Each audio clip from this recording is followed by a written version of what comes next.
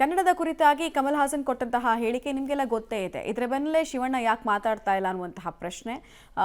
ಈ ವಿಚಾರದಲ್ಲಿ ಫೈನಲಿ ಶಿವಣ್ಣ ಅವರು ಕೊನೆಗೂ ಮೌನ ಮುರಿದಿದ್ದಾರೆ. ಅವ್ರು ಏನೇನು ಹೇಳಿದ್ದಾರೆ ಅಂತ ನೋಡೋದಾದ್ರೆ, ಒಂದು, ಶಿವಣ್ಣ ಅವರು ಕಮಲ್ ಹಾಸನ್ ಹೇಳಿಕೆನ ನಾನು ಯಾವತ್ತೂ ಕೂಡ ಸಮರ್ಥನೆ ಮಾಡ್ಕೊಳ್ಳಲ್ಲ ಅಂತ ಹೇಳಿದ್ರು. ಆಮೇಲೆ ವೇದಿಕೆಯಲ್ಲಿ ಯಾಕೆ ಏನು ರಿಯಾಕ್ಟ್ ಮಾಡಲಿಲ್ಲ ಅಂದ್ರೆ ನನಗೆ ಸರಿಯಾಗಿ ಕೇಳಿಸ್ಲಿಲ್ಲ ಅಂತ ಹೇಳಿದ್ರು. ಒಂದು ಡೀಟೇಲ್ ರಿಪೋರ್ಟ್ ಇದೆ, ನೋಡ್ಕೊಂಡು ಬರೋಣ ಬನ್ನಿ. ಕನ್ನಡಕ್ಕೆ ನಟ ಕಮಲ್ ಹಾಸನ್ ಅಪಮಾನ, ಕೊನೆಗೂ ಮೌನ ಮುರಿದ ನಟ ಶಿವರಾಜ್ ಕುಮಾರ್. ಕಮಲ್ ಹೇಳಿಕೆ ಸಮರ್ಥಿಸಿಕೊಳ್ಳಲ್ಲ, ಕ್ಷಮೆ ಕೇಳಿ ಎಂದು ಅವರಿಗೆ ಹೇಳಲು ಆಗಲ್ಲ. ಕನ್ನಡಿಗರು ಏನಾದ್ರೂ ಸಹಿಸಿಕೊಳ್ತಾರೆ, ಆದ್ರೆ ನೆಲ ಜಲ ಭಾಷೆ ವಿಚಾರದ ಬಗ್ಗೆ ಯಾರೇ ಹಗುರವಾಗಿ ಮಾತನಾಡಿದ್ರೂ ಸುಮ್ಮನಿರಲ್ಲ. ಅಂಥದ್ರಲ್ಲಿ ಖ್ಯಾತ ನಟ ತಮಿಳು ಗ್ರೇಟ್ ಎಂದು ಹೇಳುವಾಗ ಕನ್ನಡ ಭಾಷೆಗೆ ಧಕ್ಕೆ ತಂದೊಡ್ಡಿದ್ದಾರೆ. ಕುಲಕೋಟಿ ಕನ್ನಡಿಗರ ಸ್ವಾಭಿಮಾನಕ್ಕೆ ಕಸಿವಿಸಿ ಉಂಟು ಮಾಡುವ ಹೇಳಿಕೆ ಕೊಟ್ಟಿದ್ದಾರೆ. ಆ ಕಾರ್ಯಕ್ರಮದಲ್ಲಿ ನಟ ಶಿವರಾಜ್ ಕುಮಾರ್ ಕೂಡ ಭಾಗಿಯಾಗಿದ್ರು. ಹೀಗಾಗಿ ಸಾಕಷ್ಟು ಆಕ್ರೋಶ ಎದ್ದಿದೆ.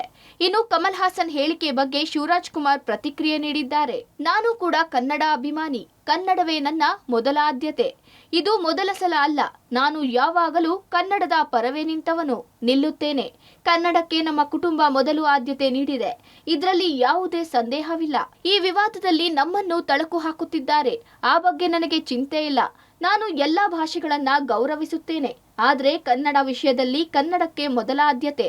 ಕನ್ನಡಕ್ಕಾಗಿ ನನ್ನ ಜೀವವೇ ಮುಡುಪಾಗಿಟ್ಟಿದ್ದೇನೆ. ಆ ಕಾರ್ಯಕ್ರಮದಲ್ಲಿ ನನಗೆ ಸ್ಪಷ್ಟವಾಗಿ ಕೇಳಲಿಲ್ಲ.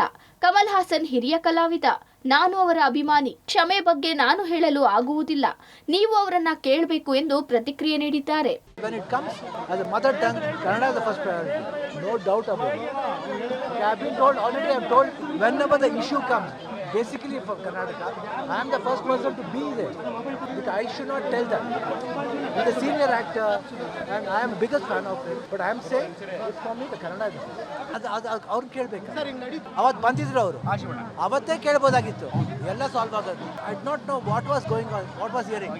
ನಮ್ಮ ತಂದೆ ಗೊತ್ತು, ನಾ ಯಾರು, ಕರ್ನಾಟಕ ಜನತೆ ಗೊತ್ತು, ನಾರ್ಮಲ್ ಪೀಪಲ್ಸ್ ಗೊತ್ತು ನಾನು ಏನು ಅಂತ. ಇತ್ತ ಕನ್ನಡ ಪರ ಸಂಘಟನೆ ಹಾಗೂ ಫಿಲ್ಮ್ ಚೇಂಬರ್ ಕಮಲ್ ಹಾಸನ್ ಕನ್ನಡ ಭಾಷೆ ಬಗ್ಗೆ ಕೊಟ್ಟ ಹೇಳಿಕೆಗೆ ತಕ್ಕ ಕ್ಷಮೆಯಾಚನೆ ಮಾಡಬೇಕು, ಇಲ್ಲವಾದಲ್ಲಿ ಕಮಲ್ ಚಿತ್ರವನ್ನು ಕರ್ನಾಟಕದಲ್ಲಿ ರಿಲೀಸ್ ಆಗೋಕೆ ಬಿಡೋದಿಲ್ಲ ಎಂದು ಖಡಕ್ ಆಗಿ ನುಡಿದಿವೆ. ಕಮಲ್ ಹಾಸನ್ ಮಾತ್ರ ಕ್ಷಮೆ ಕೇಳದೆ ಮೊಂಡುತನವನ್ನೇ ಮುಂದುವರೆಸಿದ್ದಾರೆ. ಇತ್ತ ಶಿವಣ್ಣ ಕೂಡ ಕಮಲ್ ಹಾಸನ್ ಅವರಿಗೆ ಕ್ಷಮೆ ಕೇಳುವಂತೆ ನಾನು ಹೇಳುವುದಿಲ್ಲ ಎಂದಿದ್ದಾರೆ. ಮುಂದಿನ ದಿನಗಳಲ್ಲಿ ಈ ವಿಷಯ ಇನ್ನು ಎಲ್ಲಿಗೆ ಬಂದು ನಿಲ್ಲುತ್ತೋ ಕಾದ್ ನೋಡಬೇಕು. Entertainment bureau, public TV.